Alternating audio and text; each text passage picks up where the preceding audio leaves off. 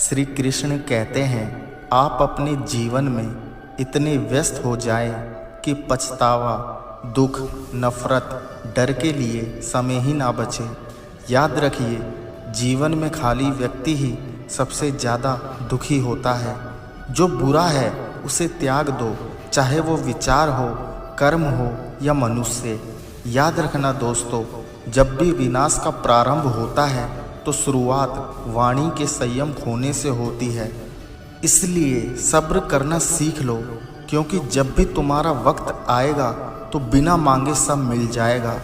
क्योंकि किसी के साथ गलत करके अपनी बारी का इंतज़ार जरूर करना, क्योंकि समय के पास हर किसी के कर्मों का हिसाब है।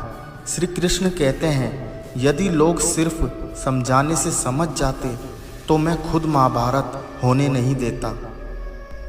इसलिए अगर कोई आपको छोड़कर चला गया है तो निराश मत होना, क्योंकि हनुमान चालीसा में भी लिखा है, छूटा ही बंदी महासुख होई।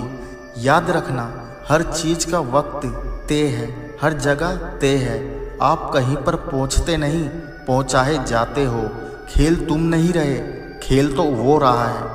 क्योंकि किसी इंसान के कुछ समय के बुरे व्यवहार की वजह से उसको हमेशा के लिए बुरा ना समझो।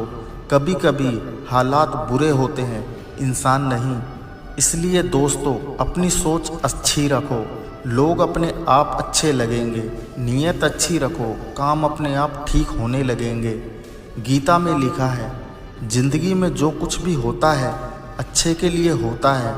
बुरा वक्त इसलिए आता है ताकि हम अच्छे वक्त की कीमत जान सके, और लोग इसलिए बदल जाते हैं ताकि हम उनके असली चेहरे पहचान सके कि वो क्या थे और हम उन्हें क्या समझ रहे हैं। इसलिए मेरा तेरा, छोटा बड़ा, अपना पराया मन से मिटा दो, फिर सब तुम्हारा है और तुम सबके हो। क्योंकि धर्म केवल रास्ता दिखाता है, लेकिन मंजिल तक तो उसके कर्म ही पहुंचाते हैं। कोई भी रिश्ता अपनी मर्जी से नहीं जुड़ता, क्योंकि आपको कब, कहाँ, किससे मिलना है ये सिर्फ ऊपर वाला तय करता है। क्योंकि आशा और विश्वास कभी गलत नहीं होते, वे हम पर निर्भर करता है कि हमने आशा किससे की और विश्वास किस पर किया। श्री कृष्ण कहते हैं, हे पार्थ, चाल कोई कितना भी चल ले, पर बाजी हमेशा भगवान के ही हाथ में होती है। क्योंकि सहने वाला जब अत्याचार सहकर भी मुस्कुरा रहा है तो उस इंसान का बदला भगवान लेते हैं। दोस्तों, समय कभी एक जैसा नहीं होता, उन्हें भी रोना पड़ता है जो बेवजह दूसरों को रुलाते हैं। इसलिए जब तक तुम डरते रहोगे तब तक तुम्हारे जीवन के फैसले दूसरे लोग लेते रहेंगे। याद रखना दोस्तों, कर्म का थप्पड़ इतना भारी और भयंकर होता है कि हमारा जमा हुआ पुण्य कब खत्म हो जाए पता भी नहीं चलता।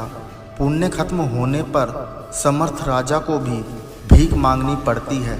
इसलिए कभी किसी के साथ छल कपट करके किसी की आत्मा को दुखी ना करें। श्री कृष्ण कहते हैं, तुमने जो खोया पार्थ वो तुम्हारा था ही कब। क्योंकि परिस्थिति बदलना जब मुमकिन ना हो तो मन की स्थिति बदल लीजिए, सब कुछ अपने आप ही ठीक हो जाएगा। कहते हैं, जिंदगी का आखिरी ठिकाना ईश्वर का घर है।